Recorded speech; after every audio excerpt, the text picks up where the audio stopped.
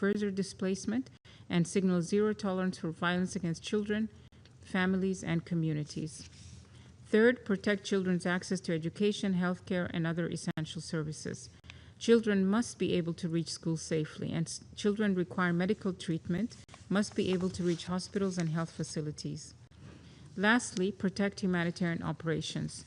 Vital supplies must be allowed into and across the West Bank without unnecessary delay. Public services upon which children and families depend must be protected from interruption. And humanitarian organizations and their partners must be able to operate safely, independently, and without administrative measures that prevent them from reaching children in need. Excellencies, the humanitarian consequences of what is happening in the West Bank are profound. But behind every statistic is a child afraid to walk to school, a child recovering from a gunshot wound, a child held in detention, a child watching her family home being demolished, and a child sleeping behind corrugated iron because her grandmother is trying to keep fire from coming through the window again. These should not be the defining experiences of childhood. Children in the West Bank have the same rights as children everywhere, to live, to learn, to be protected, and to imagine a future beyond violence and fear. UNICEF will continue to advocate for the protection of all children and to provide humanitarian assistance and protection to every child we can reach. But humanitarian organizations cannot create the political conditions that children need to be safe. That responsibility rests with member states who have the power to change them. Thank you, Madam President. I thank Ms. Suleiman for her briefing. I now give the floor to those council members who wish to make statements. I give the floor to the representative of France. Madame la Présidente, je voudrais tout d'abord remercier le coordinateur spécial adjoint, M. Ramiz Alakbarov, et la directrice exécutive adjointe d'UNICEF, Mme Hanan Suleiman, pour leurs interventions. La France a demandé, avec les autres membres européens du Conseil, la tenue d'une réunion sur la situation en Cisjordanie face aux violences survenues ces dernières semaines qui ont fait plusieurs victimes israéliennes et palestiniennes. Nous ne pouvons ignorer ce qui se passe en Cisjordanie. Les violences qui y sont commises s'inscrivent dans une dynamique d'accélération de la colonisation et de multiplication de la violence des colons à l'égard des civils palestiniens. Une telle situation constitue une menace directe à la stabilité régionale et à la viabilité de la solution à deux États, qui est au cœur de la déclaration de New York adoptée l'année dernière et que la France soutient sans réserve. Nous sommes attachés à la préservation de la sécurité d'Israël, qui est également au cœur de notre diplomatie. Alors qu'Israël a annoncé le lancement d'une opération militaire d'ampleur, la France appelle l'ensemble des parties au calme et à la retenue. Elle rappelle l'obligation de l'armée israélienne de protéger les populations civiles. Madame la Présidente, 4 tendances se combinent et marquent une aggravation sur le terrain. Premièrement, les violences de colons contre les populations palestiniennes s'intensifient dans un climat d'impunité, et cela sans réponse de la part des forces armées israéliennes. Ces actes de terreur sont inacceptables. Nous condamnons le ciblage croissant des femmes et des enfants et les restrictions de mouvement et d'accès aux soins imposés par les forces israéliennes qui sont contraires au droit international. Les attaques terroristes visant des civils israéliens doivent également cesser. Deuxièmement, la colonisation israélienne s'accélère dans un mépris total du droit international. Son expansion continue, à l'image du projet E1, la légalisation d'avant-postes, les confiscations de terres et les démolitions de structures palestiniennes contreviennent à la résolution 2334 de ce Conseil. La France s'oppose fermement à la dynamique engagée par Israël d'une forme d'annexion de facto et de déplacement forcé. La France et ses partenaires de l'Union européenne ont pris des sanctions contre les entités et individus responsables et prendront des mesures supplémentaires, y compris des sanctions et des mesures commerciales, pour y faire face. Troisièmement, Israël continue de fragiliser l'autorité palestinienne en refusant de lui reverser ses recettes fiscales et de renouveler durablement les correspondances bancaires. Ces mesures compromettent sa capacité à assurer les services essentiels à la population palestinienne et à mener les réformes nécessaires. La France salue l'annonce par l'autorité palestinienne d'élections législatives en novembre 2026 et présidentielles début 2027. La France appelle toutes les parties à garantir la tenue de scrutins permettant l'expression démocratique du peuple palestinien dans l'ensemble des territoires occupés. Enfin, les attaques contre l'UNRWA se poursuivent, comme l'illustrent les incursions israéliennes répétées dans son centre de formation à Kalandia. Ces attaques sont intolérables. Nous appelons Israël à lever les entraves au travail indispensable de l'agence et à respecter les privilèges et immunités des Nations Unies. Madame la Présidente, la situation en Cisjordanie est indissociable de celle de Gaza, toutes deux parties intégrantes de la Palestine. L'instabilité en Cisjordanie compromet les avancées permises par l'accord de cessez-le-feu à Gaza, le plan de paix et la résolution 2803 adoptée par ce Conseil. Elle met en péril la solution à deux États. La France déplore le rejet par le Premier ministre israélien de l'accord sur le désarmement du Hamas, exigence que nous portons de longue date et qui figure au cœur de la déclaration de New York, adoptée l'année dernière. La France salue les efforts des États-Unis, de l'Égypte, du Qatar et de la Turquie pour parvenir à cet objectif essentiel pour la sécurité régionale, et elle appelle de nouveau toutes les parties à se saisir de cet accord. Le Hamas doit rendre ses armes. Et il importe également que l'armée israélienne se retire de la bande de Gaza, que la force internationale de stabilisation s'y déploie en soutien aux forces palestiniennes et en préparation du retour de l'autorité palestinienne dans sa plénitude. Enfin, l'aide humanitaire doit pouvoir entrer immédiatement, complètement et massivement dans Gaza, comme l'a demandé ce Conseil en adoptant la résolution 2803 l'année dernière. Madame la Présidente, 1 an après l'adoption de la déclaration de New York, qui doit rester la feuille de route de notre action collective, la France continuera de soutenir les efforts en faveur de la solution à deux États, seule solution viable pour une paix et une sécurité durable pour tous dans la région. Je vous remercie. I thank the representative of France for the statement, and I now give the floor to the representative of Greece.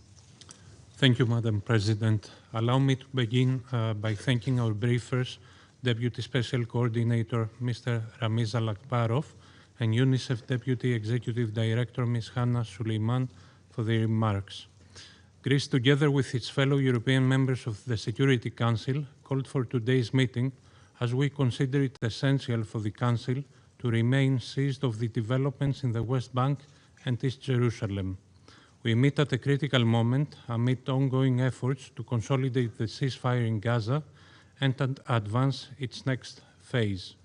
We must thus ensure that the prospects for peace are not eroded by developments on the ground in both Gaza and the West Bank, which constitute a single, indivisible territorial unit of a future Palestinian state.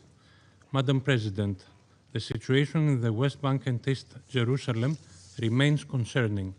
We are witnessing developments that threaten to fundamentally alter the realities on the ground: settlement expansion, repeated evacuation orders, demolitions and evictions, as well as forced displacement.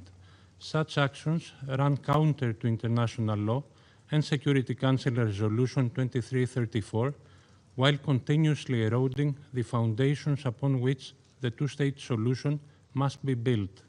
The rise in settler violence targeting Palestinian civilians, including Christian communities, is a source of grave concern and should be addressed promptly. Thorough investigations, prosecution of perpetrators, and effective follow-up remain essential. At the same time, Greece firmly condemns terrorism and all attacks against civilians. Israel has legitimate security concerns which must be addressed in accordance with international law. We call on all sides to exercise maximum restraint and to refrain from actions or rhetoric that could fuel further violence and escalation. We also reiterate the paramount importance of preserving and respecting the historic and legal status quo of the holy sites in Jerusalem. Any actions that undermine this long-standing arrangement are deeply concerning and must be avoided. This principle is indispensable for interfaith coexistence and regional stability. The stabilization of the West Bank also requires addressing the severe humanitarian and economic pressures facing the Palestinian population. The continued withholding of Palestinian tax revenues is placing the Palestinian Authority under unsustainable financial strain. We reiterate our call for the immediate release of these revenues, which are essential for maintaining institutional stability, delivering basic services, and enabling the Palestinian Authority to pursue its reform agenda. We acknowledge the steps already undertaken by the Palestinian Authority towards reform under exceptionally difficult circumstances and encourage their continuation. A strengthened, reformed, and effective Palestinian Authority remains a credible partner for peace. We want to see the Palestinian Authority succeed in its reform agenda and return to Gaza as soon as conditions allow. Madam President, the international community must continue to ensure the safe, rapid, and unimpeded delivery of humanitarian assistance to all those in need. The role of UNRWA in providing essential humanitarian assistance, healthcare, education, and protection services to Palestine refugees in Gaza and the West Bank remains indispensable in this regard. Greece will continue supporting those efforts, including through the European Union Pegas mechanism, channeling its funding to East Jerusalem hospitals.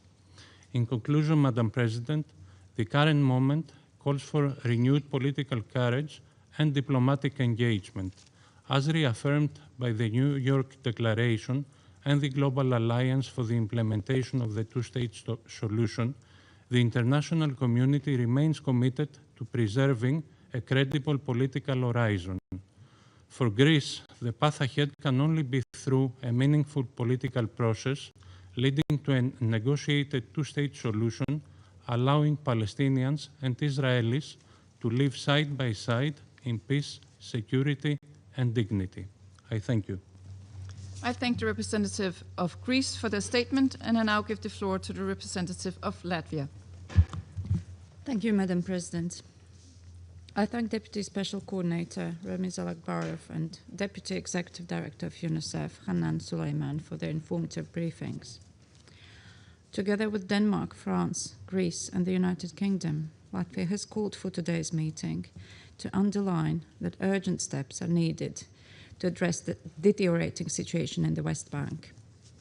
At a time when attention is focused on the full implementation of the Comprehensive Peace Plan in Gaza, developments in the West Bank, including East Jerusalem, remain a matter of growing concern and must not be overlooked or viewed in isolation from enduring international efforts to achieve stability and peace in the region. In the past 7 months, the trajectory has been alarming. More than 1,380 settler attacks have been documented by the UN, affecting over 250 Palestinian communities across the West Bank. This year alone, 77 Palestinians have been killed by Israeli forces or settlers. It is particularly appalling that 1 in 5 Palestinians killed in these violent incidents was a child.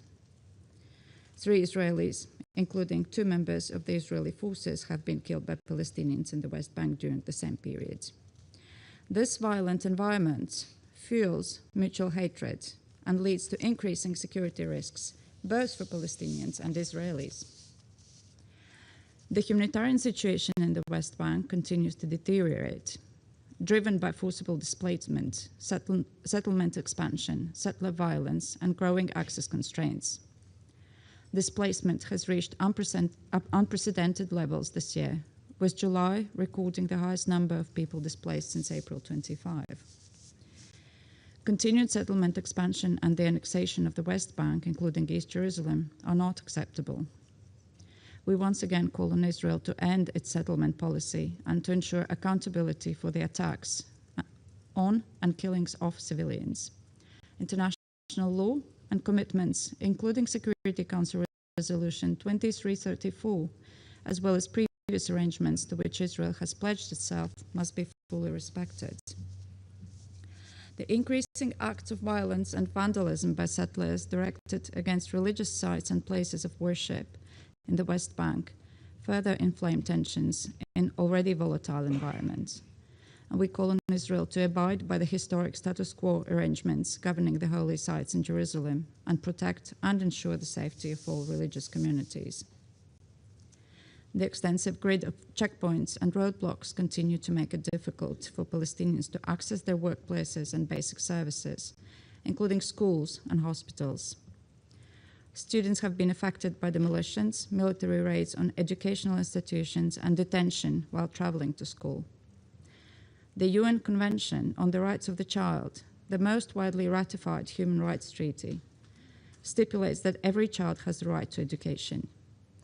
Moreover, education is one of the strongest foundations for a lasting peace and reconciliation to be fostered through a reformed curriculum that leaves no room for extremism.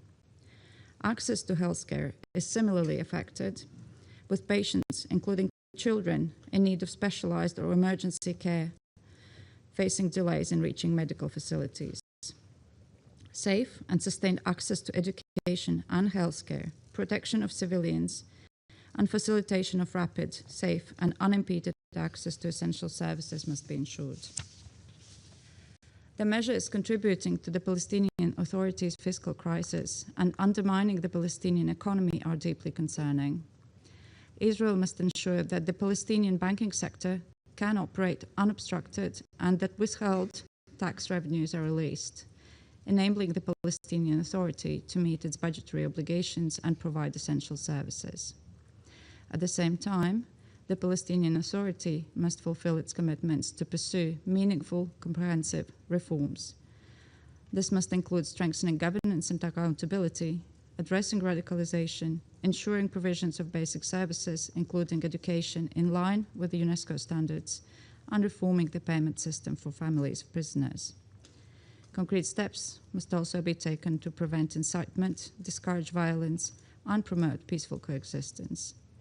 Progress on these commitments is an essential part of international support for the Palestinian Authority and its institutions, while awaiting holding fair and inclusive elections as announced. Madam President, for decades we have witnessed that military power, as well as armed resistance, fuels the recurring cycle of violence, reignited by proponents of extreme views on both sides.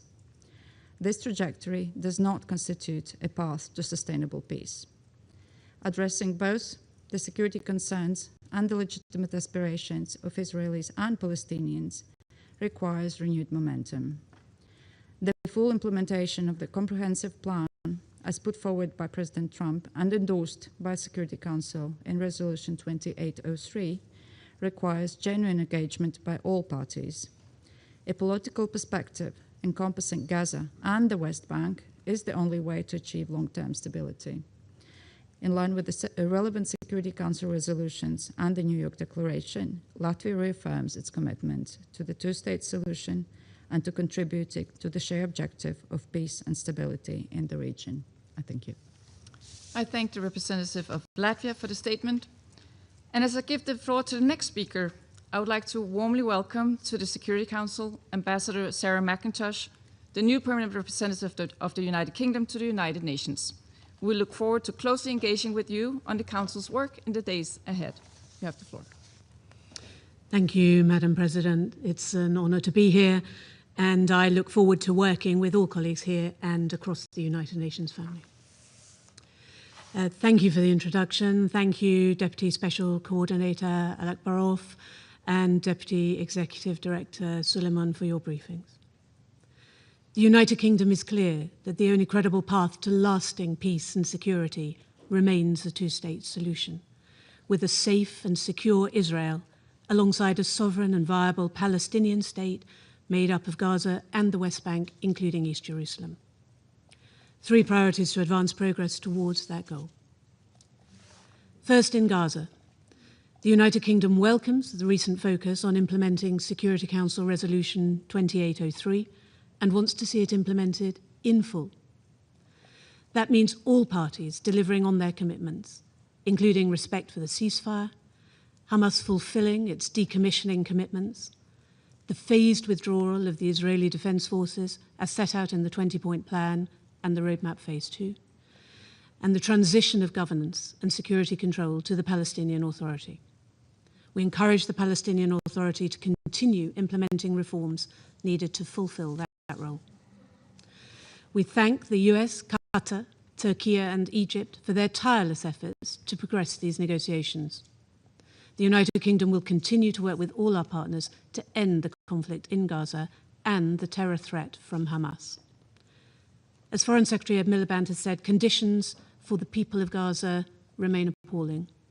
Israeli authorities must end unacceptable restrictions on aid and enable safe, sustained and unhindered humanitarian access across Gaza. Second, addressing violence in the West Bank. The United Kingdom condemns escalating violence across the West Bank. In July alone, 13 Palestinians and 2 Israelis were killed.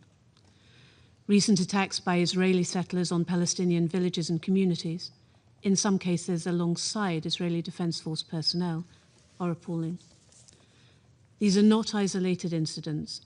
OCHA's July report records more than 1,300 settler-related incidents, affecting over 250 Palestinian communities, around 900 Palestinians injured, and more than 3,200 displaced. And at least 3 Israelis have been killed and 24 injured this year. Children are among the most affected by this conflict. They are being exposed to repeated violence, displacement, and disruption due to movement restrictions and military operations. On the 4th of August, Israeli forces demolished 3 donor-funded classrooms at Shab al-Batoum school, just weeks before the start of the school year. We call on the government of Israel to fulfill their obligations to protect the Palestinian population of the occupied territory. We welcome recent arrests and indictments by Israeli authorities of the perpetrators of settler violence. But perpetrators have acted with impunity for too long, and much more must be done to prevent and prosecute acts of violence. Israeli authorities' security measures must be proportionate, consistent with international law, and contribute to de-escalation. Third, halting expansion of settlements in the West Bank. Settlements are illegal under international law. They undermine the viability of a two-state solution, and they fuel insecurity for both Palestinians and Israelis. The government of Israel has approved 104 settlements in 4 years, an increase of 80%, and allocated unprecedented funding to the construction of new settlements. The United Kingdom condemns threats to expand illegal settlements and outposts, and opposes the decision to reintroduce the E1 settlement plan, which aims to cut the West Bank in half. We're alarmed by recent mass incursions at the Haram al-Sharif Temple Mount. The status quo on Jerusalem's holy sites must be respected. Madam President, in the past weeks, we have seen renewed efforts to implement Resolution 2803, which offers the most viable pathway towards lasting peace. The deteriorating trajectory in the West Bank must not undermine that hard-won process. Thank you. I thank the representative of the United Kingdom, and I now give the floor to the representative of the Democratic Republic of the Congo. Madame la Présidente, la République démocratique du Congo remercie le coordonnateur spécial adjoint pour le processus de paix au Moyen-Orient, M. Ramiz Al-Bakarov, ainsi que la directrice exécutive adjointe de l'UNICEF, Mme Anna Suleiman, pour leurs exposés édifiants. Il y a à peine un mois, le 29 juin dernier, ma délégation avait déjà eu l'occasion d'exprimer sa préoccupation face à la persistance des violences et des tensions en Cisjordanie.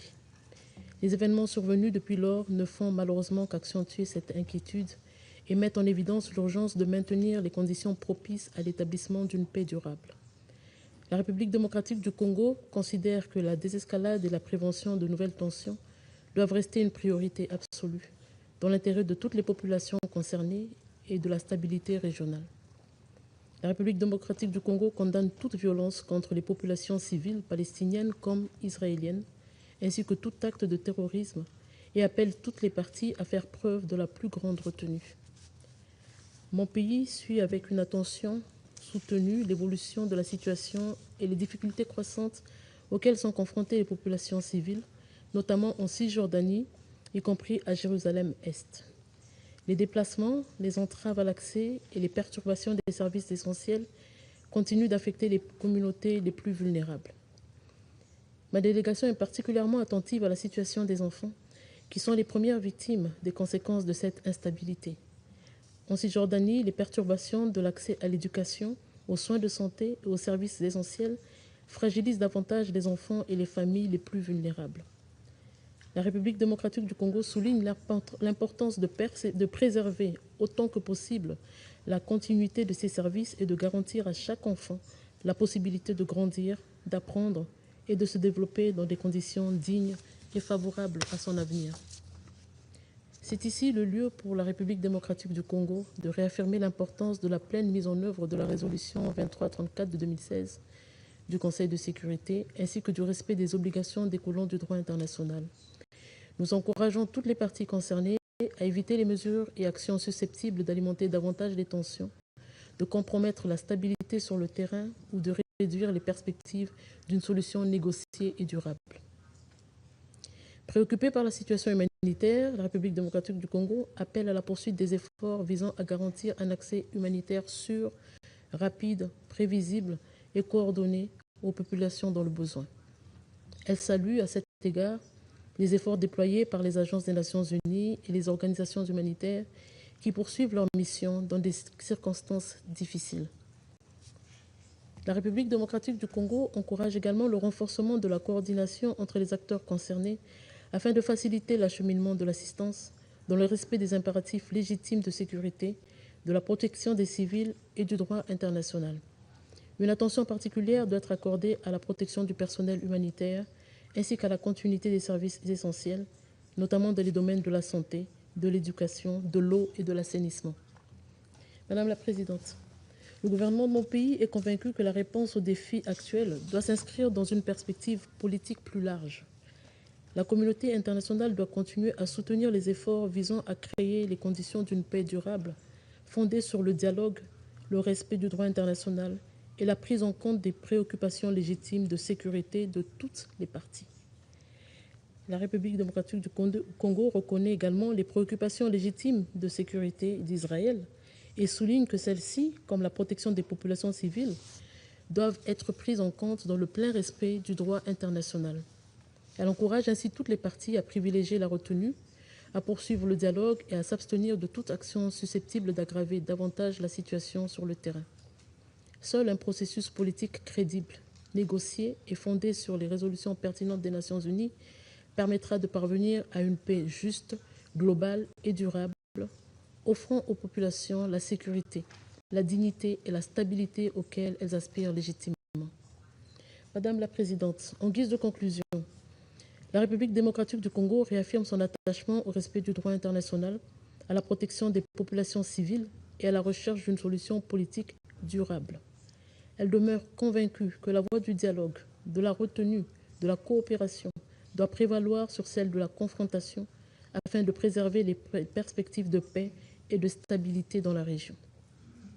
La République démocratique du Congo appelle ainsi la communauté internationale à poursuivre ses efforts avec constance et détermination afin de créer les conditions propices à une paix durable fondée sur la coexistence, la dignité et la sécurité pour tous.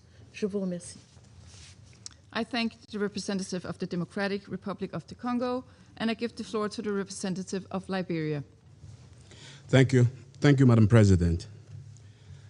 Liberia thanks the Deputy Special Coordinator for the Middle East Peace Process and the Deputy Executive Director of UNICEF for their qualified briefings. Excellencies, 79 years ago, Liberia cast its vote for UN Resolution 181, a vision of two sovereign homes, an Arab state and a Jewish state. One was born, and Liberia was among the first to recognize it. The other has spent nearly 8 decades caught in the cruel physics of occupation, displacement, and unfulfilled promise. Liberia has never withdrawn that vote. Today, this council treats the two-state solution like a permanent destination we describe in briefings rather than a political decision we actually enforce. We deplore, we adjoin, and meanwhile, physical facts on the ground are set in concrete. The latest UN reports lay bare a rapidly deteriorating reality across the West Bank. Over 33,000 Palestinians remain forcibly displaced from Jenin, Tokam, and North Shams, their homes emptied, their right of return denied. Acceleration of the E1 settlement project and ongoing land grabs threaten to sever the West Bank in two, dealing an irreversible blow to any viable contiguous Palestinian future. These are not administrative adjustments. They are the systematic burial of peace. Yet, Liberia's clarity remains absolute on two non-negotiable principles. First, security is indivisible. No durable peace can ever take root while Israelis live under the terror of attacks. We condemn such violence unequivocally. Concurrently, we condemn with equal severity the unbearable suffering inflicted upon Palestinian civilians, where women and children bear the catastrophic brunt of a crisis not of their making. Hamas, an armed faction that holds a population's statehood hostage to its own survival, paradoxically undermines the very liberation and much-needed statehood it claims to pursue. The full implementation of Resolution 2803 and the decommissioning of non-state weapons are essential to establishing one legitimate government, one law, and one accountable security authority. The same is and must be true about ending settlement expansion and its associated violence in the West Bank. Second, human dignity cannot be conditional. The Secretary General's reports record a staggering scale of violence and violations against children across the region. No child should ever become collateral damage to the political failures of adults. Madam President, Liberia asks this council to measure our credibility on this issue against four tests: protection, return, accountability, and viability. If we fail these four tests, let us then drop the diplomatic pretense We are not preserving a two-state solution. We are presiding over its slow motion disappearance. History will not ask whether this council issued enough press statements or debated the Middle East and Palestinian question time without number. It will ask whether, when the window for peace was being sealed shut beneath concrete and violence, we had the courage to act. Excellencies, Liberia cast its vote for two states in 1947. 79 years later, we continue to stand for the security of both peoples, the dignity of both peoples, and the absolute right of their children to inherit a future defined by peace, definitely not by perpetual war. I thank you for your kind attention. I thank the representative of Liberia for the statement, and I now give the floor to the representative of Pakistan. Thank you, Madam President. The distinguished permanent representative of Liberia just reminded, and very rightly, this council of its responsibilities towards this situation that we are discussing. And the two briefings we have heard today are, in fact, calls for action. The situation as presented is grave. The figures quoted speak for themselves. Deputy Special Coordinator Ramiz Al-Akbarov provided the crux. These are not isolated developments. These are interconnected steps building on decades of conflict and occupation that are undermining the prospects of the two-state solution. And Deputy Executive Director Hannah Suleiman informed us of the wide-ranging humanitarian consequences of what was happening in the West Bank, especially for children. And again, rightly called for protection. The Council must respond because the situation in the occupied West Bank is deteriorating rapidly. What we are witnessing is a clear pattern of coordinated illegal measures designed to entrench the occupation, alter the demographic and territorial realities on ground, and undermine the prospects of a Palestinian state. Settlement expansion has reached an alarming scale. The expansion of settlements in the E1 area, the launch of the Crimson Thread project, and the settlement activities in the heart of West Bank are all part of a broader effort to fragment the Palestinian territory. This is accompanied by unprecedented settler violence. The West Bank has experienced its largest displacement crisis since 1967.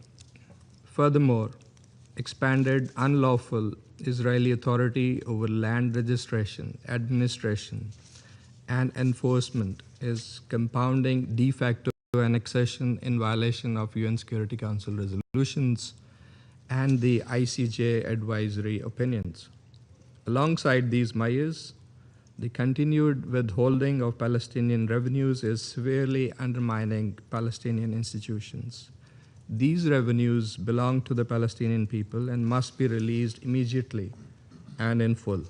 We are equally alarmed by escalating provocations at the Al-Aqsa Mosque, Al-Haram Al-Sharif. On 24th July, the group of 8 Arab Islamic countries in their statement have condemned the continued mass incursions by settlers. The cumulative effect of these mutually destructive policies and actions is intimidation, dispossession, and forced displacement, thereby perpetuating the cycle of occupation and annexation, all in flagrant violation of international law. Madam President, in Gaza, the humanitarian situation is extremely fragile. President Trump's comprehensive plan to end the Gaza conflict provided an important opportunity to alleviate humanitarian suffering and advance a credible pathway to Palestinian self-determination and statehood. This opportunity must not be allowed to be squandered.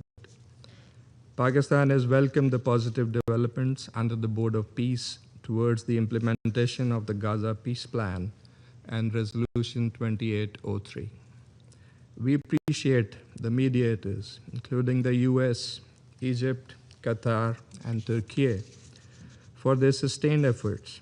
However, Israel's continuing military escalations and recent rejection of the roadmap risk undermining this diplomatic process and jeopardizing the prospects for peace. In view of the concerning developments, the international community and this Council in particular must act without delay.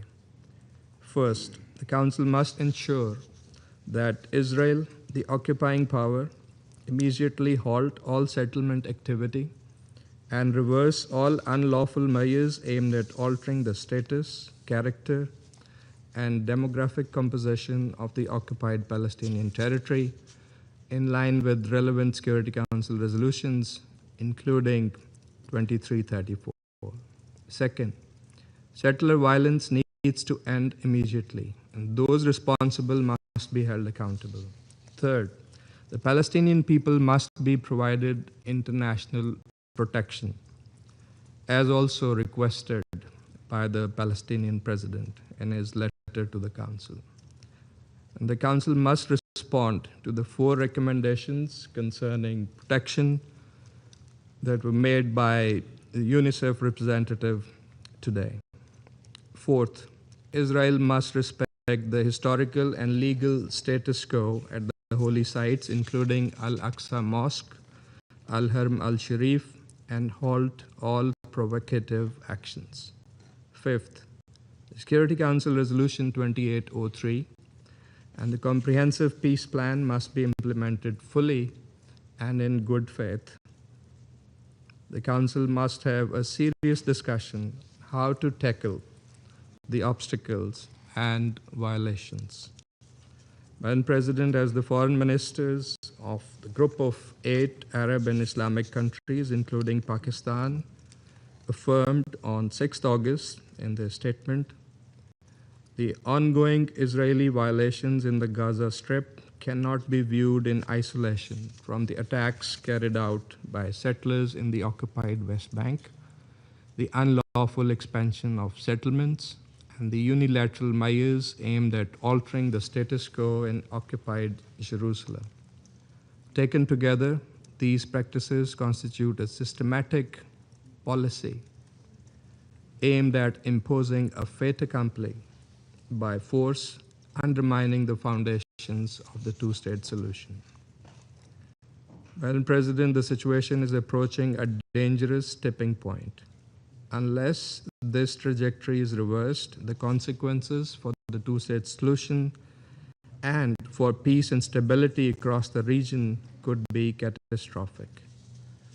The path to peace is clear. It lies in ending the Israeli occupation and enabling the Palestinian people to exercise their inalienable right to self-determination through the establishment of an independent, sovereign, viable, and contiguous state of Palestine based on the pre-1967 borders with Al-Quds al-Sharif as its capital. It is the only credible foundation for a just, lasting, and comprehensive peace in the region. I thank you. I thank the representative of Pakistan for the statement, and I now give the floor to the representative of the Russian Federation. Госпожа председатель, Россия поддержала созыв сегодняшнего заседания Совета Безопасности с целью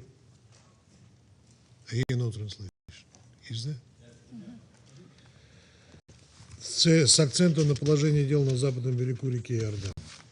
Исходим из недопустимости дальнейшего размывания международного внимания к задаче достижения справедливого и долгосрочного ближневосточного регулирования, краеугольным элементом которого был и остается палестино-израильский конфликт.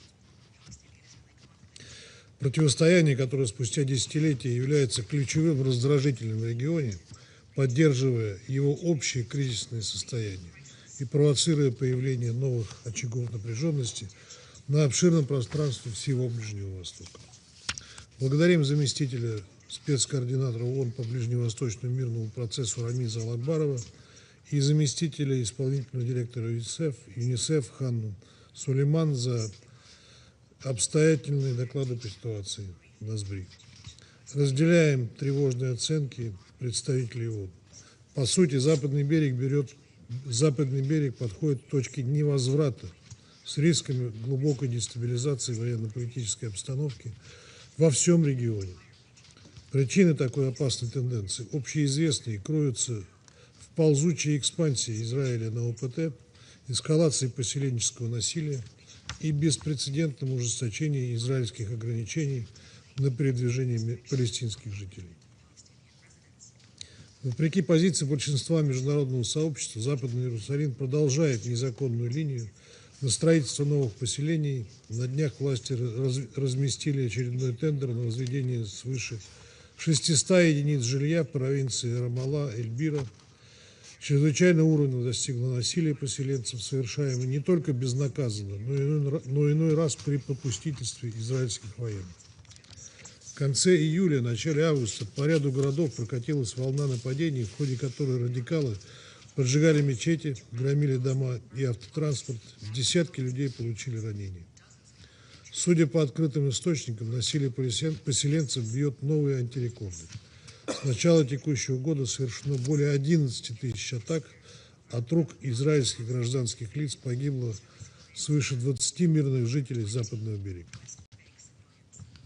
Параллельно наблюдается интенсификация операции армии обороны Израиля по зачистке населенных пунктов СБРИ и лагерей беженцев.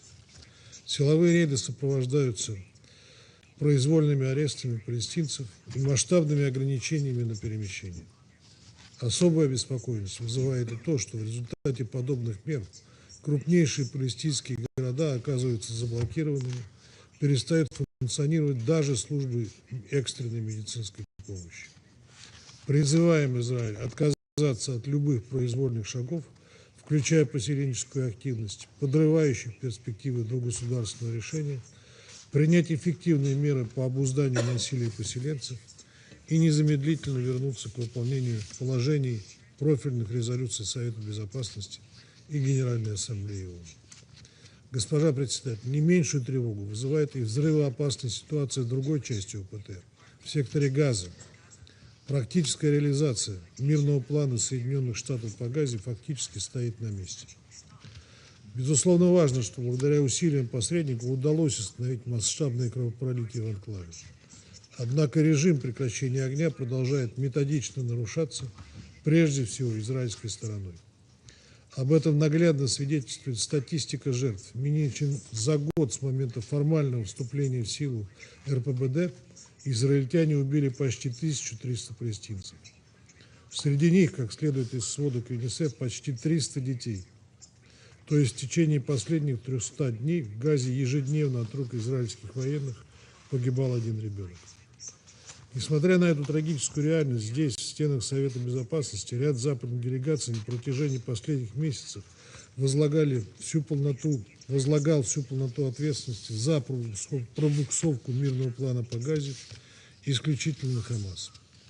Все мы помним, как в ходе заседания СБ в адрес руководства палестинского движения звучали настойчивые призывы незамедлительно согласиться сложить оружие, не препятствовать работе Национального комитета по управлению Газой и принять дорожную карту высокого представителя Совета мира Николая Младенова.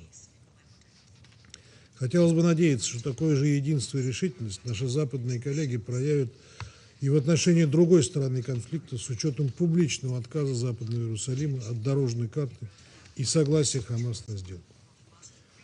Госпожа председатель, неоднократно отмечали, что успех любой мирной инициативы по БВУ будет измеряться достижением главной цели – созданием единого, независимого и непрерывного государства Палестина на Сбрии и в Газе со столицей в Восточном Иерусалиме. Созданием государства, сосуществующим в мире безопасности с Израилем. Как показывает опыт последних лет, нельзя решить палестинский вопрос, равно как и весь комплекс ближневосточного регулирования, с наскока или за счет продвижения ситуативных келейных схем. Несостоятельной попыткой отдельных стран замкнуть на себя роль единственного посредника. Тем более, когда главный посредник играет исключительно в пользу одной из сторон арабо-израильского конфликта. В таких условиях едва ли приходится ожидать справедливости и реализации чаяний палестинского народа. Тем не менее, альтернативный путь всегда остается открытым.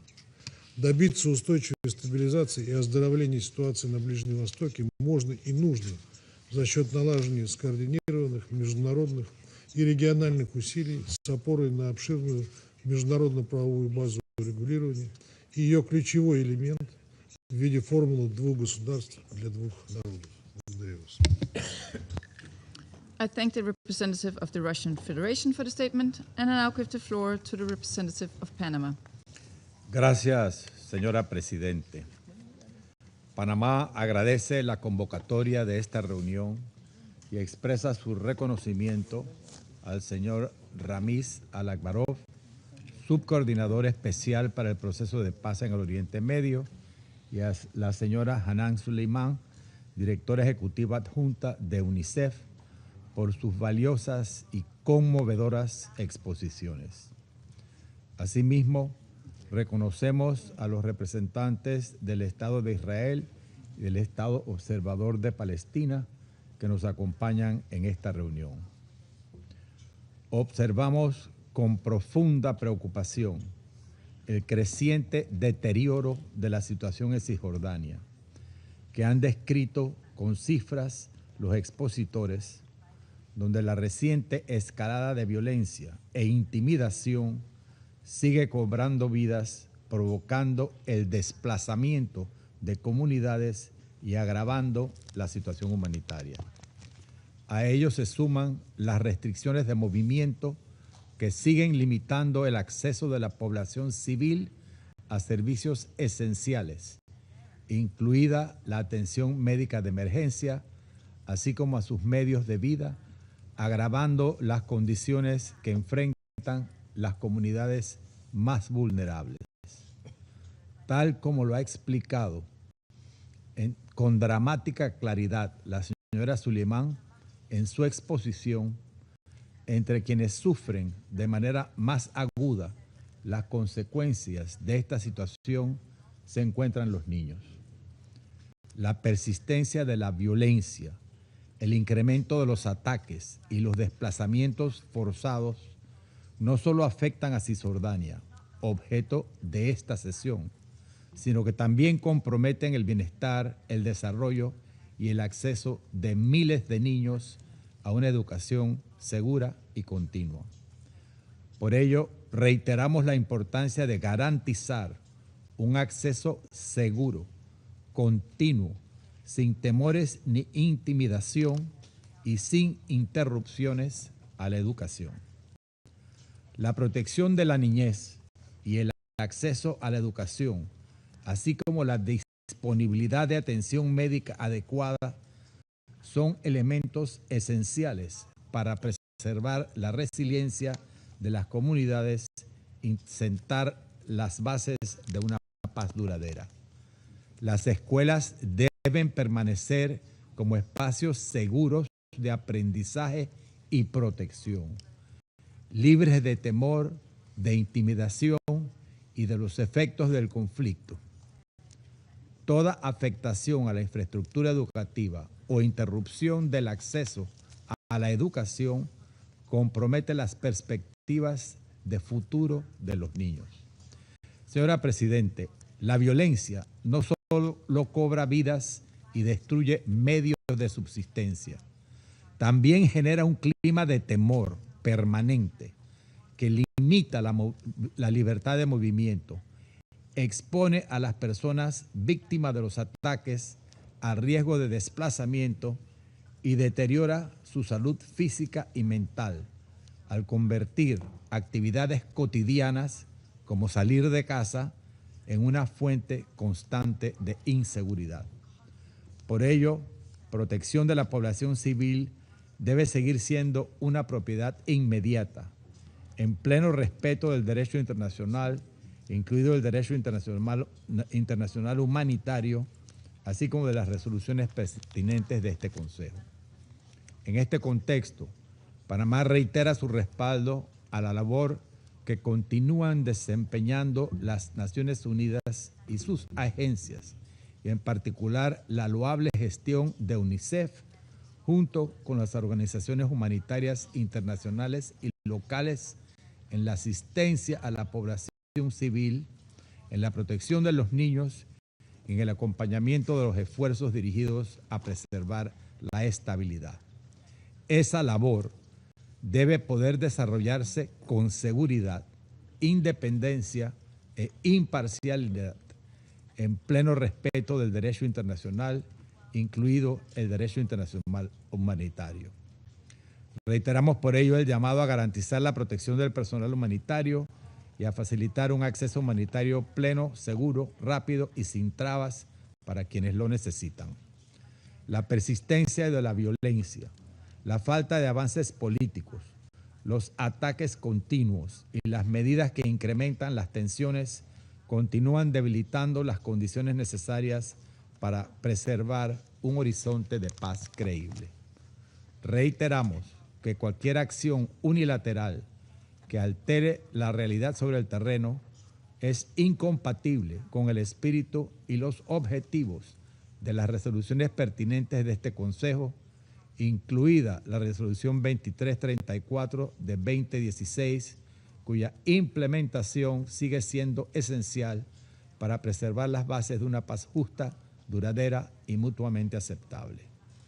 Para ello resulta indispensable retomar un proceso político creíble, fortalecer la confianza, apoyar una autoridad palestina reformada y capaz de ejercer eficazmente sus responsabilidades y evitar medidas unilaterales que sigan alejando las perspectivas de una solución negociada de conformidad con el derecho internacional y las resoluciones pertinentes de las Naciones Unidas. Muchas gracias.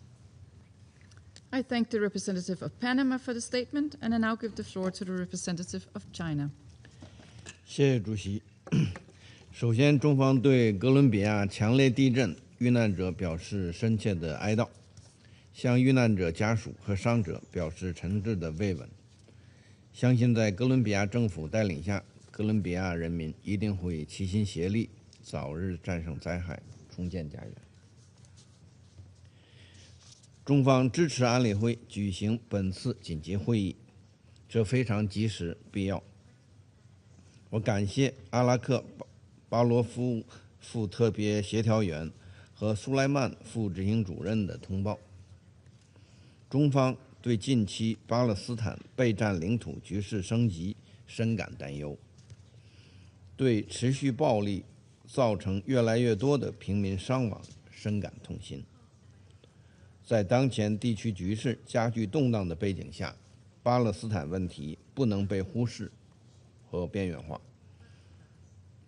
国际社会应当迅速采取行动，全力遏制冲突暴力，拯救无辜生命，捍卫公平正义。我讲3点：第一，必须正本清源，切实尊重巴勒斯坦人民的基本权利。一段时间以来，约旦河西岸和加沙局势急剧恶化，巴勒斯坦人民承受的苦难愈发深重。究其根本，是因为国际法基本原则未得到遵守，巴勒斯坦人民享有的生存权和发展权长期遭到漠视。巴勒斯坦人的生命同其他民族一样珍贵。国际社会必须树立正确的是非观，进一步凝聚共识，及时纠正一切否认、侵犯巴勒斯坦正当权利的错误言行，保障巴勒斯坦人民获得平等权利，切实维护国际公道正义。第二，必须果断行动，采取有效措施制止冲突暴力。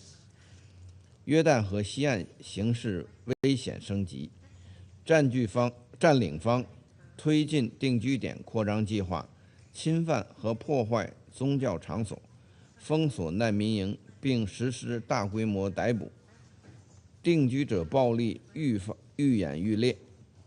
联合国近东巴勒斯坦难民救济和工程处培训中心2次遭到强闯，令人震惊。保护平民不是空洞的口号，而是占领方应尽的国际法义务。以色列必须落实安理会第2334号决议，停止定居点活动，遏制定居者暴力，确保严肃问责。工程处根据授权正常履职，应该得到尊重。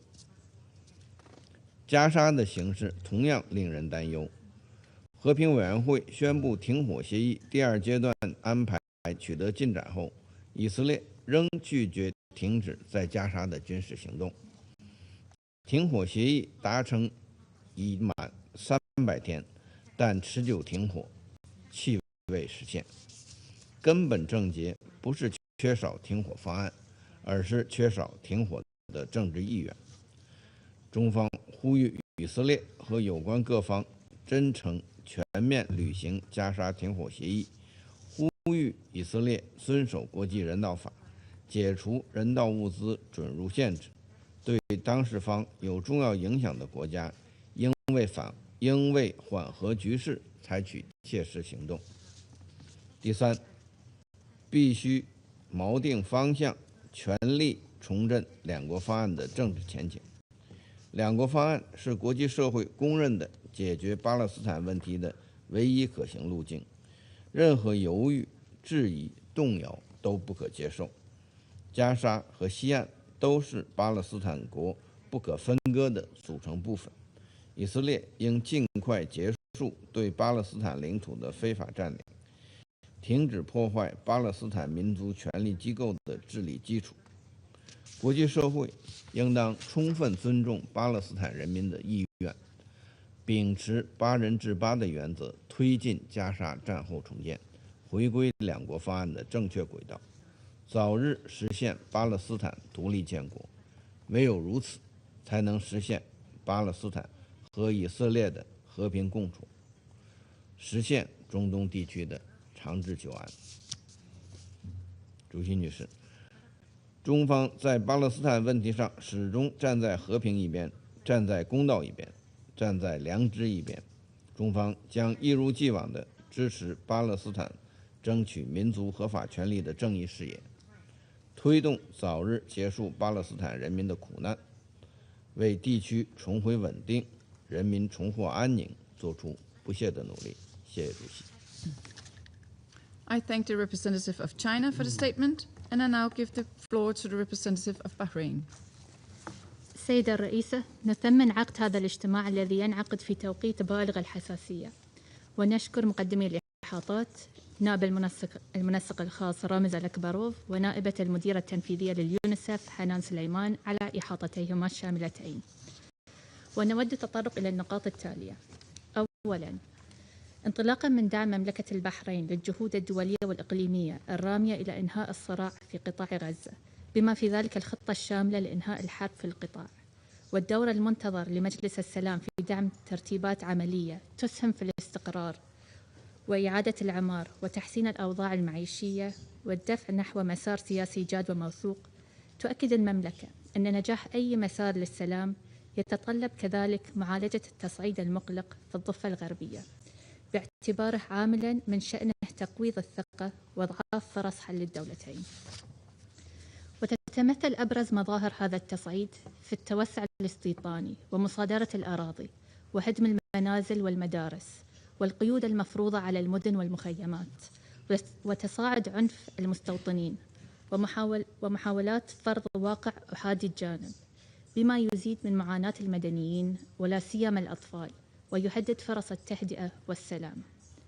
وأن ما يبعث على القلق هو تصاعد وتيرة العنف ضد الشعب الفلسطيني في الضفة الغربية بشكل غير مسبوق في ظل غياب المساءلة، حيث قتل 76 فلسطينياً في الضفة منذ بداية عام 2026 بحسب الإحصائيات الأممية. وفي هذا السياق تؤكد مملكة البحرين على أهمية حماية المدنيين وحماية الأطفال من تداعيات هذا التصعيد الشديد الخطورة. تحذر مملكة البحرين من تداعيات السياسات والإجراءات والممارسات المذكورة لكونها أحادية الجانب، وتهدف إلى فرض واقع جديد، وتنتهك القانون الدولي بما في ذلك القانون الدولي الإنساني وقرارات مجلس الأمن ذات الصلة والحقوق غير القابلة للتصرف للشعب الفلسطيني الشقيق، كما تتعارض أيضاً مع الإجماع الدولي الرافض لضم أي جزء من الأرض الفلسطينية. ثانياً، أن الانتهاكات بحق المقدسات الإسلامية والمسيحية ومحاولات تغيير هوية مدينة القدس هي أبرز عوامل الاحتقان المقلق في الضفة، ونحذر في هذا السياق من التداعيات الخطيرة لهذه الممارسات على مشاعر ملايين من المسلمين والمسيحيين حول العالم، وما قد تسببه من تأجيج للتوتر. كما تجدد المملكة التأكيد على أهمية خطاب التعايش والتسامح في مواجهة الفكر والسلوك المتطرف، وتشدد على ضرورة احترام الوضع التاريخي والقانوني القائم في الأماكن المقدسة، ووقف الانتهاكات لا سيما أعمال الحفر غير القانونية أسفل وحول المسجد الأقصى. وعلى هذا الصعيد تؤكد مملكة البحرين أن المسجد الأقصى المبارك والحرم القدسي الشريف بكامل مساحته هو مكان عبادة خالص للمسلمين، مشيرة إلى أن إدارة شؤون المسجد الأقصى خاضعة للوصايا الهاشمية التاريخية على المقدسات الإسلامية والمسيحية في القدس الشريف. وفي هذا الصدد نرحب بمبادرة المملكة الأردنية الهاشمية الشقيقة لعقد الاجتماع الوزاري الطارئ ومخرجاته، والذي عقد في العاصمة الأردنية عمان في 5 أغسطس الجاري. ثالثاً وأخيراً، تؤكد مملكة البحرين أن القدس الشرقية جزء من الأرض الفلسطينية التي تشمل الضفة الغربية وغزة، وهي عاصمة للدولة الفلسطينية التي يجب أن تتجسد على خطوط 4 يونيو 1967 لتعيش بأمن وسلام إلى جانب دولة إسرائيل تحقيقاً لحل الدولتين وسبيلاً للتوصل إلى التكامل الإقليمي المنشود بما يحقق الأمن والاستقرار والازدهار لكافة شعوب المنطقة. وشكراً السيدة الرئيسة. I thank the representative of Bahrain for the statement, and I now give the floor to the representative of Somalia. Madam President, allow me to begin by thanking Deputy Special Coordinator Al-Akbarov and UNICEF Deputy Executive Director Suleiman for their updates and for the UN's continued work in the occupied Palestinian territory. Somalia remains deeply troubled by the recent surge in violence across the occupied West Bank, including East Jerusalem. The past weeks have seen more civilian deaths, injuries, displacement, and destruction, worsening an already dire humanitarian and security situation. We unequivocally condemn the growing violence and terrorism from Israeli settlers against Palestinian communities, often in a context where Palestinians are left unprotected. These attacks on civilians are not isolated incidents. They are happening in a wider context of long-standing occupation, illegal settlement expansion, demolitions, evictions, military operations, movement restrictions, land seizures, and ongoing settler violence. Together, these factors are eroding the foundation of Palestinian life in the West Bank. Since January 2025, over 33,000 Palestinians have been forcibly displaced by Israeli military operations in Jenin, Tulkarm, and Nur Shams camps, which is the largest displacement since 1967. Many more lives remain at imminent risk. Settler violence is a major driver of this crisis, with more than 1,800 attacks in 2025 alone, affecting some 280 Palestinian communities. This pattern must be reversed. Somalia reiterates that Israeli settlements, including those in East Jerusalem, are a flagrant violation of international law and Security Council Resolution 2334. A worrying development has also been seen in the increasing use of archaeology and heritage claims to justify settlement expansions and restrict Palestinian access to land and holy sites.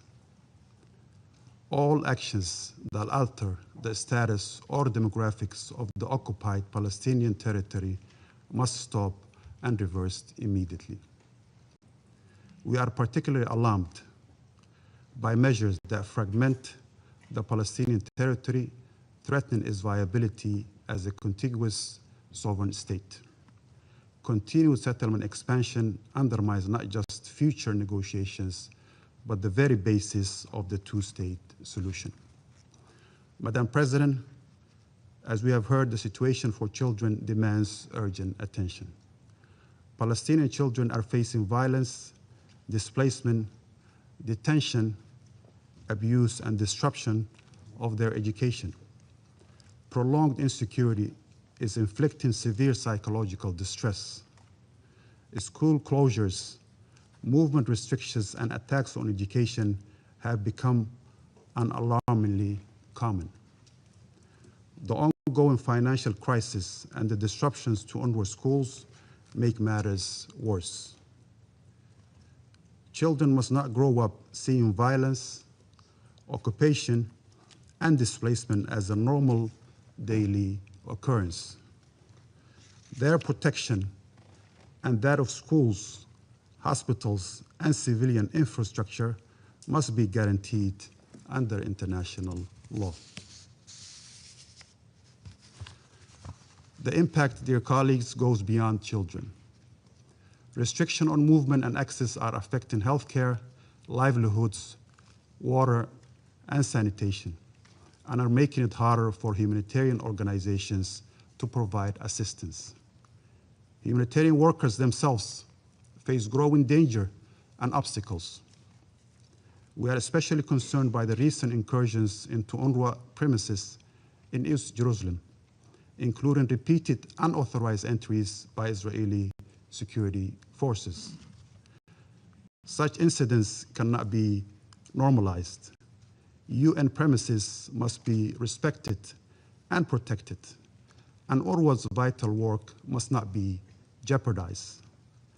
Somalia is also concerned about the deteriorating situation facing the Palestinian Authority, especially with the occupying powers withholding of hundreds of millions of collected tax revenues, which undermine the provision of basic services.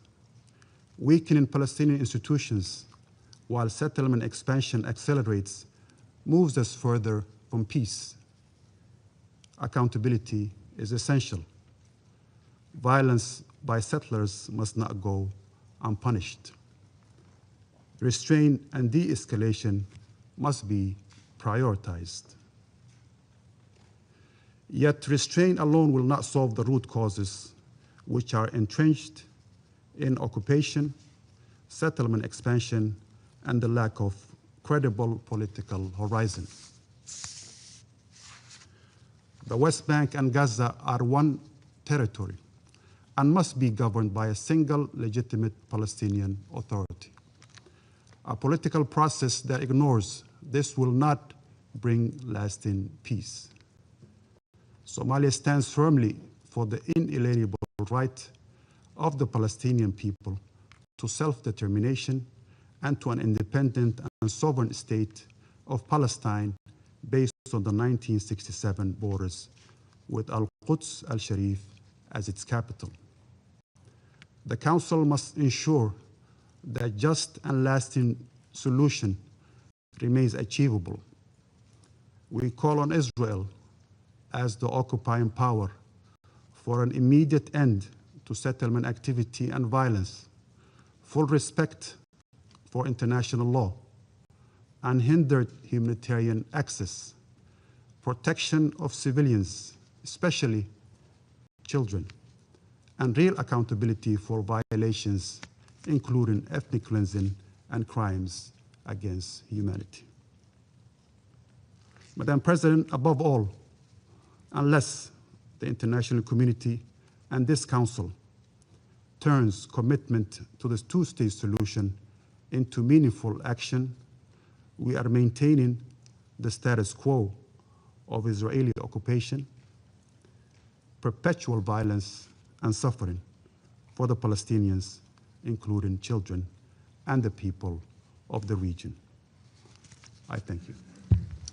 I thank the representative of Somalia for the statement, and I now give the floor to the representative of the United States. Thank you, Madam President, and thank you to our briefers this morning. As the United States has said many times, we strongly condemn violence by any party in the West Bank. The United States appreciates the Israeli government's condemnation of and the increased actions to counter violence in the West Bank. Israel has taken specific steps, such as increasing law enforcement actions, to boosting the IDF presence, and to allocating significant financial resources to counter violence. The United States will continue to work constructively to increase security, reduce tensions, and enhance stability that is beneficial for both Israelis and Palestinians alike. President Trump's 20-point plan to end the Gaza conflict makes clear that the PA must verifiably complete a slate of reforms. The United States will not accept compensation for terrorism under the guise of welfare or through any other attempts to evade detection under a different name. The United States reiterates its opposition to annexation of the West Bank. The Security Council must continue to show our strong support to the Port of Peace and the National Committee for the Administration of Gaza. They are working to advance President Trump's peace plan, which this Council endorsed in its historic resolution 2803 last November. We also welcome the progress that the board and the NCAG have achieved so far. This includes boosting humanitarian assistance with safeguards in place to minimize Hamas's stealing and looting of resources. We further welcome the milestone achieved at the end of July, when Hamas finally, and for the first time, committed to an actionable plan for its disarmament. All parties must build on this momentum to full and irreversible disarmament and ensure that Gaza is never again a launching pad for threats to Israel's national security. This path forward, as the Board of Peace has noted, holds the promise of delivering significant benefits to the people of Gaza. Thank you. I thank the representative of the United States for their statement, and I shall now make a statement in my capacity as the representative of Denmark. And I would like to start by thanking Deputy Special Coordinator Alak Barov and Deputy Executive Director Suleiman for their briefings.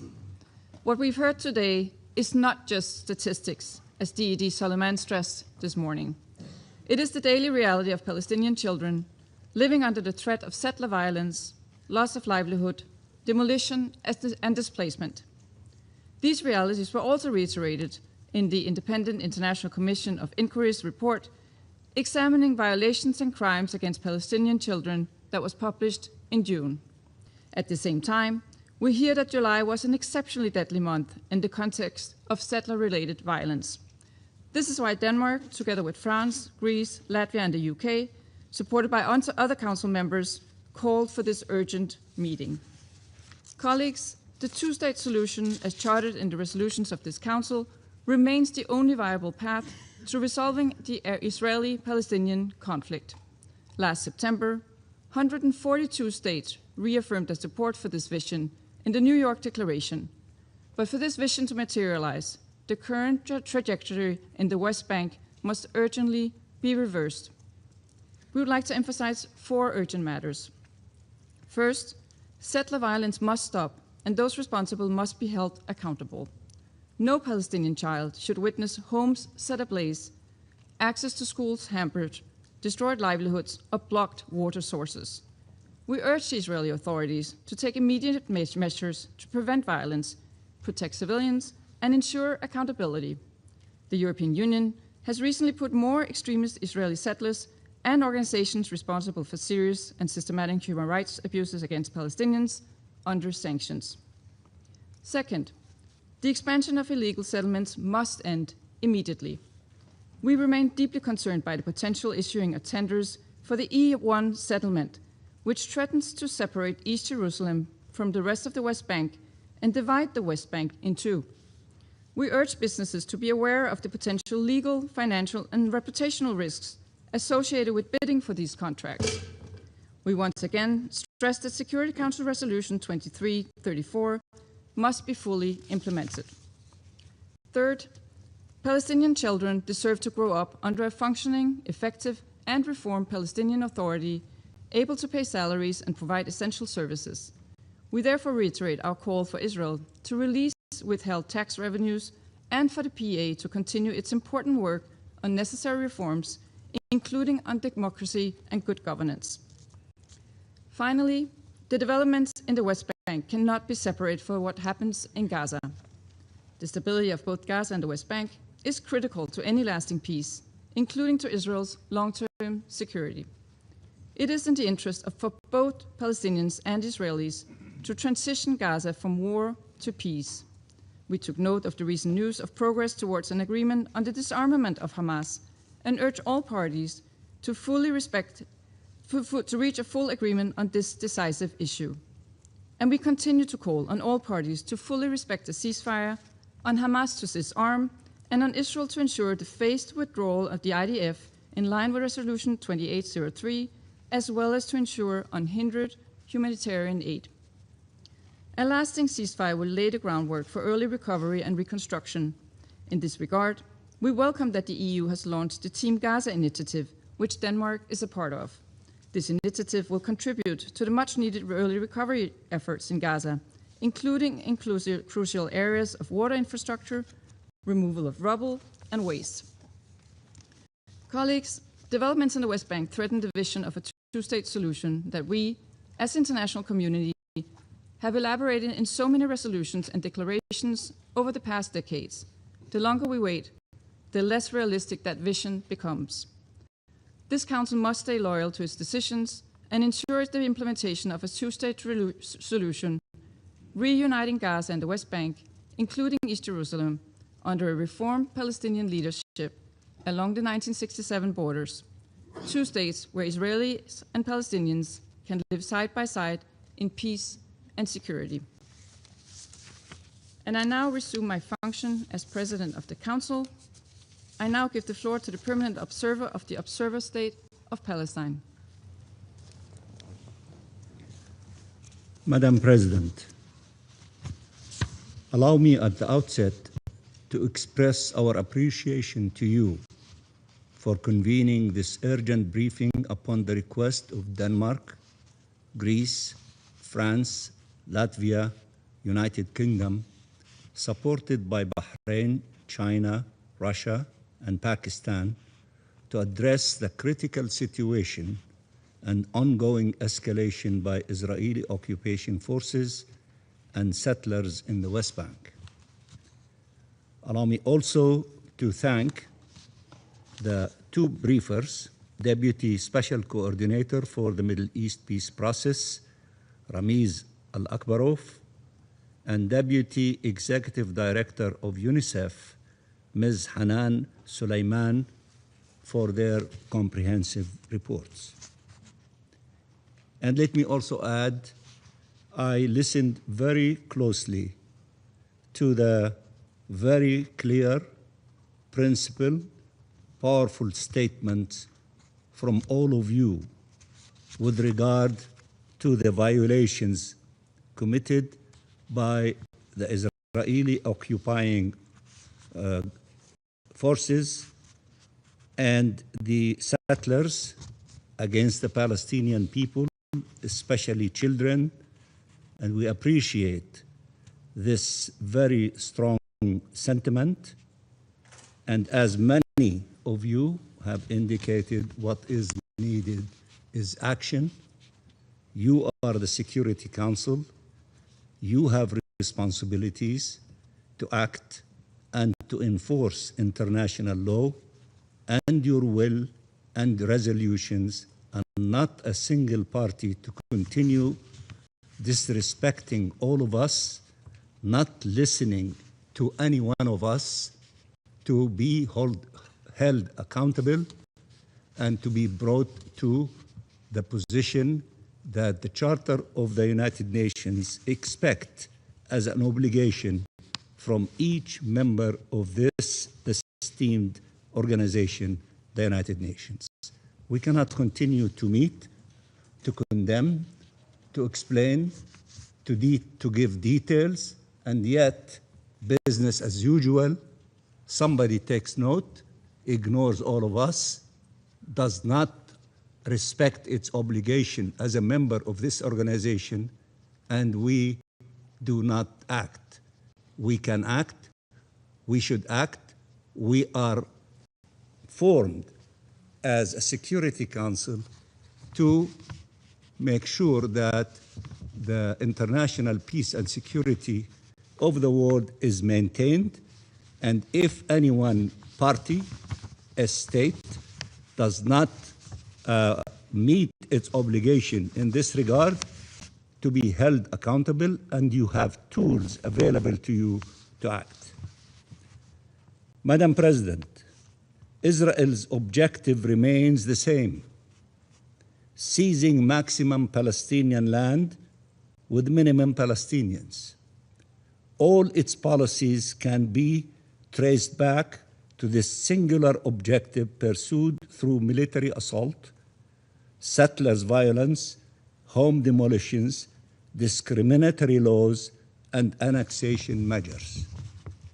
The tools and the excuses may vary, but the pattern is always the same: uprooting Palestinians from their land or denying them the right to build on it, to grab it.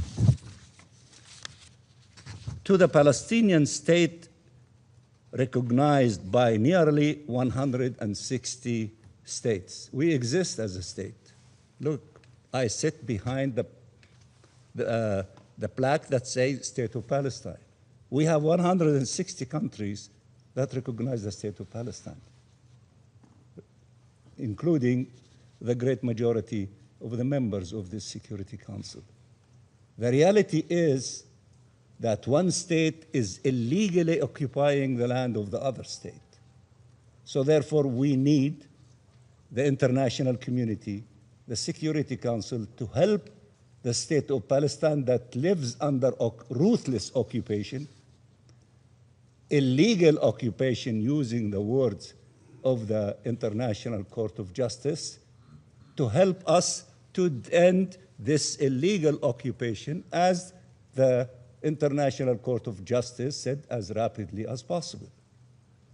Of course, we appreciate all efforts to make this occupation less vicious, if there is such thing as that, in the process and in the way and the path of ending this illegal occupation. That is the main objective: ending this illegal occupation, not to make it a nicer occupation. And many of you have exercised that during the time of putting an end to colonial occupation and control in the past. So I don't need to explain to you what you were struggling for in order to attain your freedom and liberation. We are the last kid around the block. We need to end this evil system imposed on us, oppressing us, stealing our resources, killing our children, doing all the evil things that the UN reports describe, all of the agencies of the United Nations describe, and other NGOs, organizations describe as well. So it needs to end. And all people who respect and honor international law and their obligations as members of the United Nations and the principles enshrined in the Charter of the UN is to help us to put an end to this tragedy. We, the Palestinian people, are doing our role. We are staying in our land. We lost thousands, tens of thousands, hundreds of thousands killed and injured during the last 3 years alone. And we are doing our job in order to attain freedom and independence of our state. We need the help of those who believe in the same principles that we are committed to. And we appreciate the fact that some of you took some measures. But there is more that needs to be done, because this ruthless occupation, illegal occupation, is refusing to abide by everything that you describe, by all the reports that describe, by the articulation of the International Court of Justice. Then what should we do? Just keep urging them, keep appealing them, or resort to measures and use tools available to us. Some of you are doing it in their national capacity. We appreciate that. But there is more that needs to be done so that this illegal occupation cannot feel that will make all of us come to the conclusion that we are wrong and this illegal occupation is right. The Palestinian people are telling you by paying heavy price, we will never surrender. We fight for our legitimate rights, including our right to self-determination, the independence of our state, and the right of the refugees. We are doing that, and we are not reinventing the wheel. All of you who faced similar situation, you struggled for your rights. But also all of you received support from the international community, and we expect support from you. It has, to the Palestinian state recognized by nearly 160 states around the world, Israel opposes the settler state, armed and unhinged, with its full support and complicity. It has created an enabling environment for violence by its soldiers and its settlers, guaranteed to them effective impunity, unleashed them against Palestinian communities, refugee camps, and villages to torment and terrorize the Palestinian population. Many of you gave details about these things. For years now, we have called for international protection. Many of you referred to that need.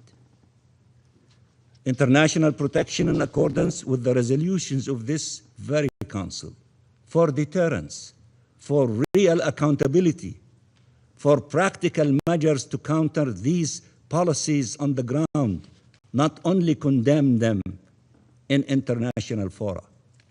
And while countries are taking measures, as I said, they are no match to the Israeli grave breaches, nor are they dissuasive in nature. Only when it is too late will the world again realize that the cost of inaction far exceeds the burden of resolute action.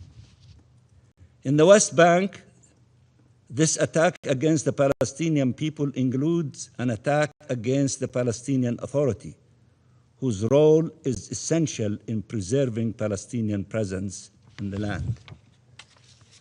Through the theft of our financial resources, which many of you refer to the attack against our institutions, which many of you refer to, Israel is seeking the collapse of the PA in the hope that this would precipitate the the transfer of Palestinians outside of Palestine, displacement. Madam President, throughout the occupied Palestinian territory, annexation is underway. It's not an idea. It's underway, brutally and relentlessly.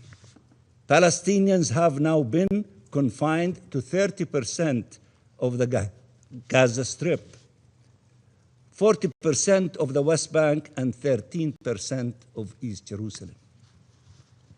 This is by design, through decades of policies aimed at emptying the land of its people, displacing and replacing them. These last few years saw a dramatic acceleration of these policies that have yet to be met with an appropriate response able to put an end to them. There is some action. We need more and more and more until this illegal occupation to yield to the international law and the position of the Security Council and its resolutions. In Gaza, Israel's response to the agreement reached over disarmament and full Israeli withdrawal from Gaza was not to welcome it, but to reject it and to continue its bombardments against the Palestinian population.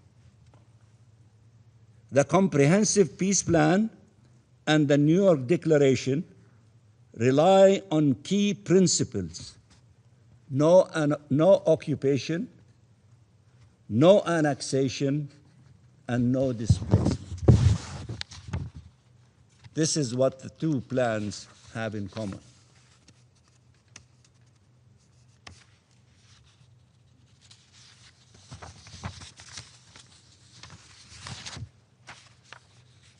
This Israeli government is fully committed to pursuing all three at all cost and by any means.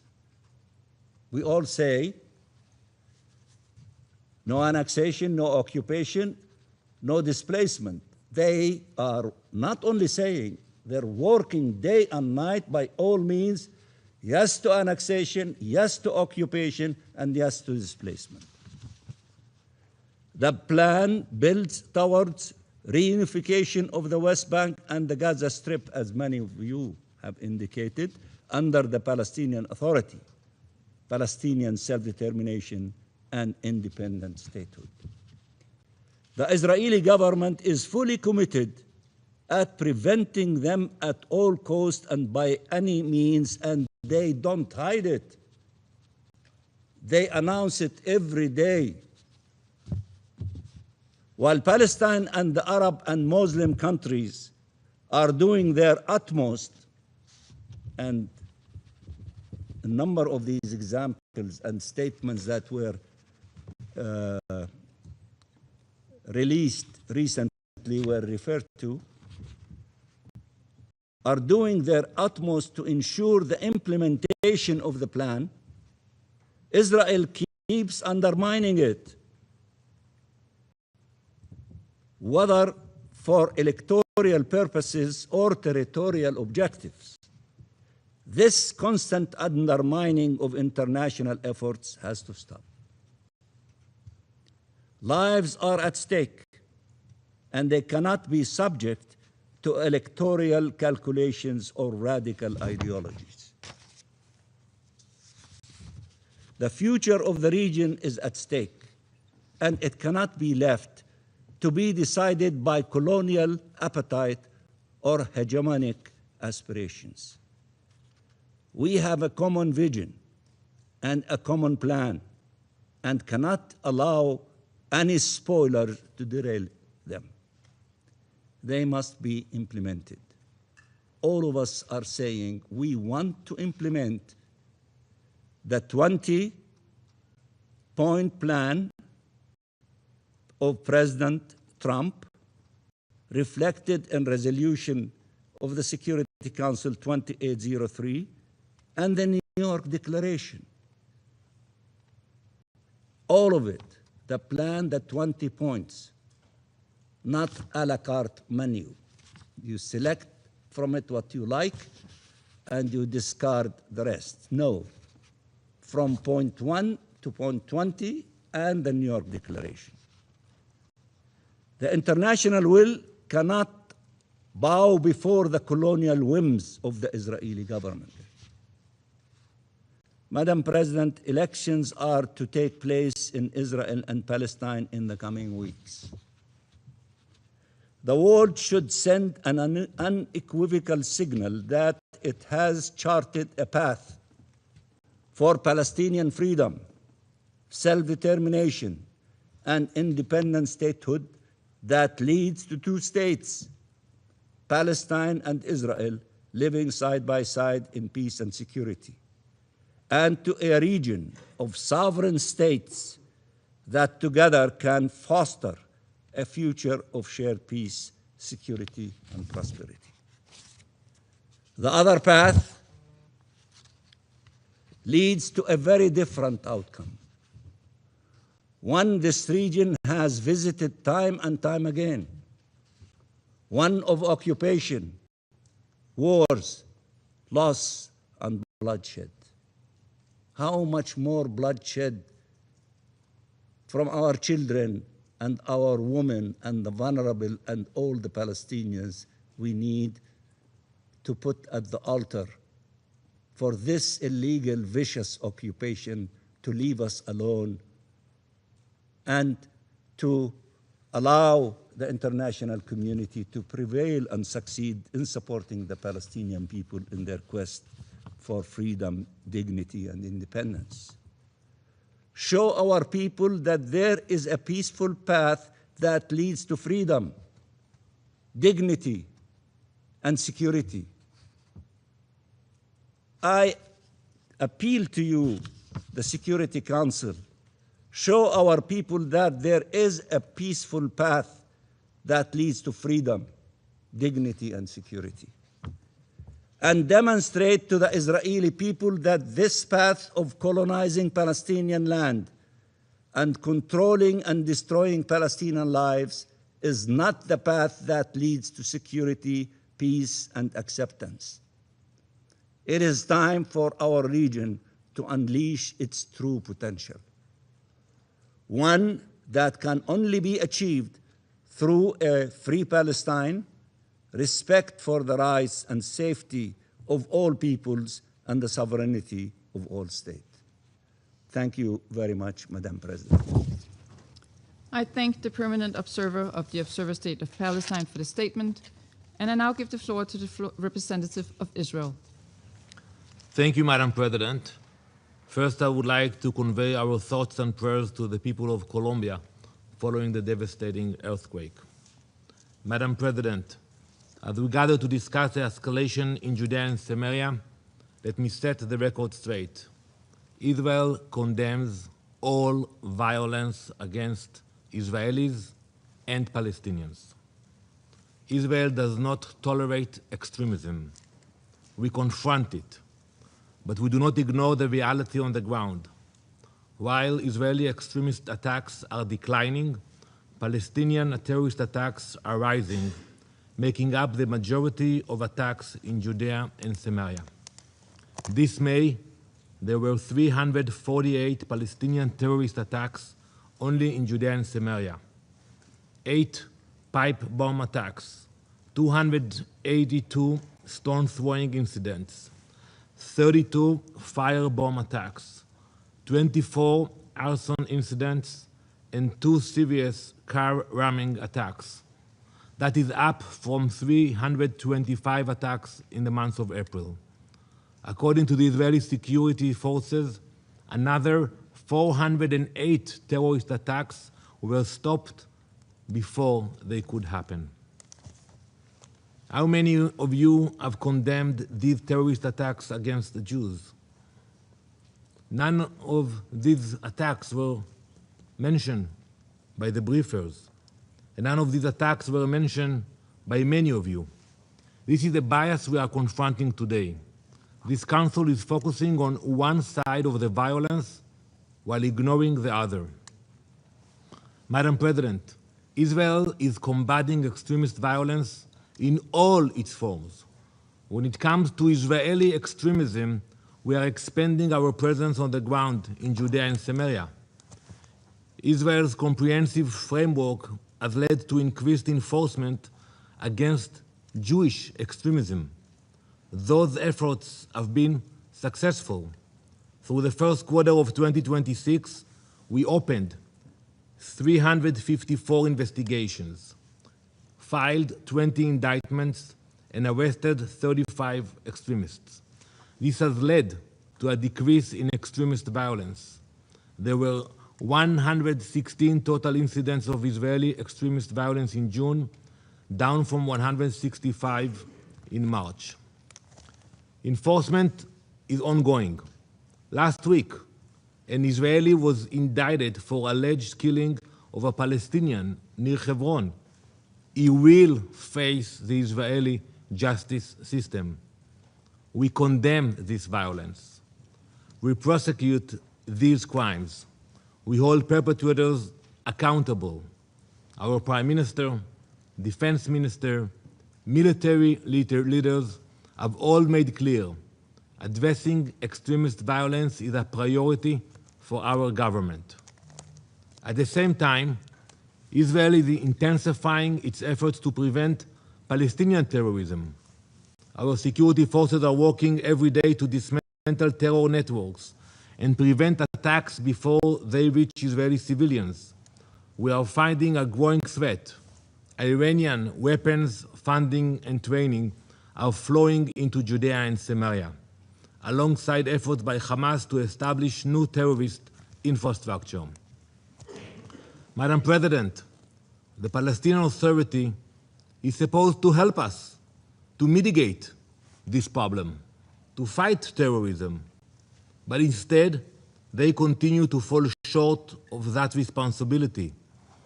Even after presidential decree for Mahmoud Abbas, the US State Department informed Congress that the PA continued pay for slay. Through 2025, they distributed about $200 million to terrorists and their families. We still see incitement to violence promoted in their communities. This doesn't stabilize the region, it fuels the violence. Madam President, this terrorism does not just threaten communities in Judea and Samaria. You know the proximity. It's being exported throughout the state of Israel. The danger is present, the violence is endless, and the victims are real.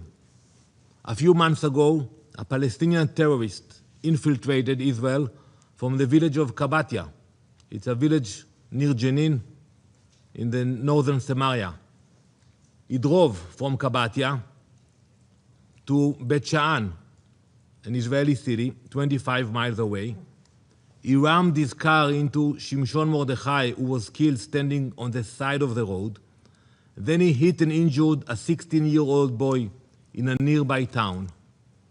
The terrorist kept driving to the entrance of a kibbutz in Harod, where he rammed into Aviv Maor.